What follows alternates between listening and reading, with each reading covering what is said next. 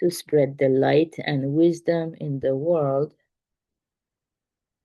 Yeah, so today's story, um, I got inspired by Yuichi's talk last night about uh, how when we get irritated or annoyed or upset with someone, we have we are doing the same thing unknowingly. I don't know if it's Carl Jung who said this, that whatever you hate in others, you have it in yourself. I always was puzzled what that meant because I was so sure at the time in my 20s that, like if I'm angry at people who litter the streets and put trash all over the place, I never do that. So I never understood that statement. But yeah, I had a breakthrough last night. So I'm going to explain it using the story from something you forgot along the way. Cats all steal fish.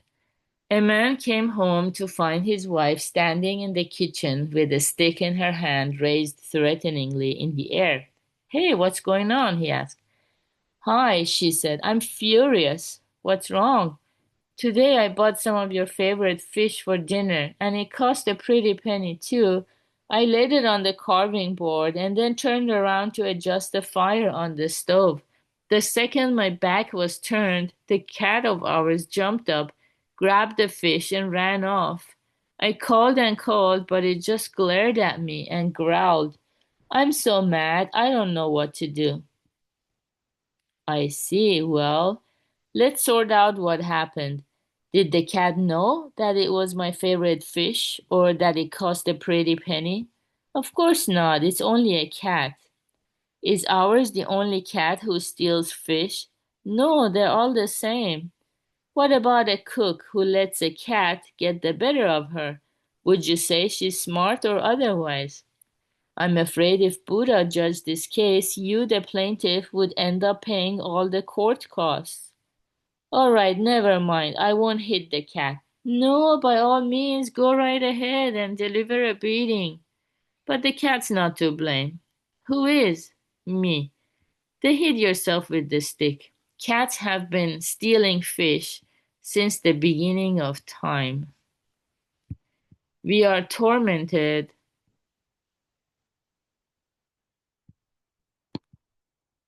by with anger because we are convinced we are right. Yeah, I think this one last sentence, it is so liberating and enlightening if we really grasp the full essence of it. We are tormented with anger because we are convinced we are right.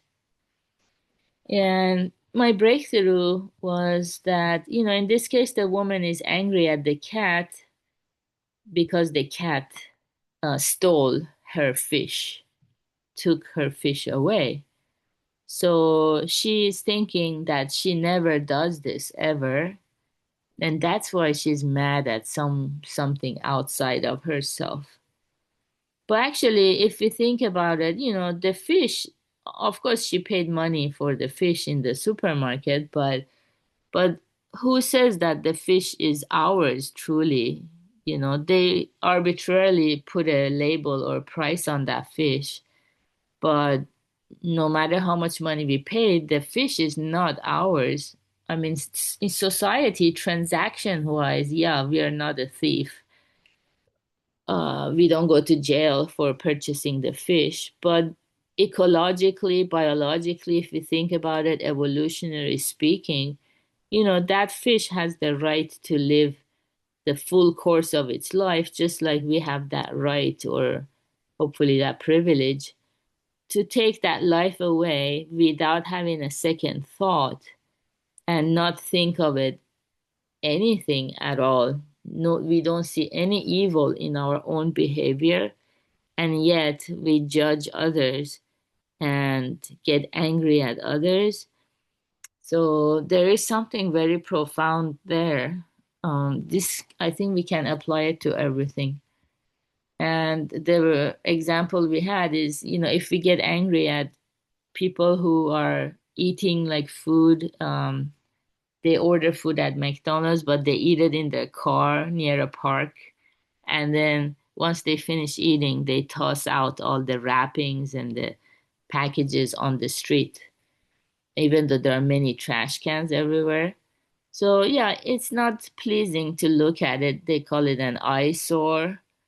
But the anger is because we are so convinced we are right that I will never do this.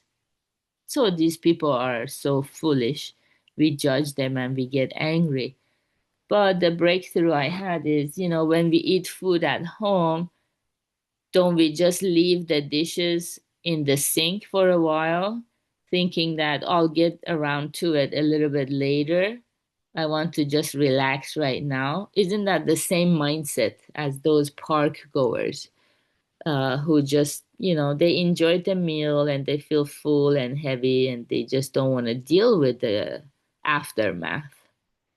Yeah, I don't know if you guys also see the connection, but yeah, it's a very powerful breakthrough and insight. So yeah, we can meditate on it. So good job everyone for being here practicing together. We have How to Listen class at 7 p.m. Pacific, and have a wonderful Tuesday. Bye.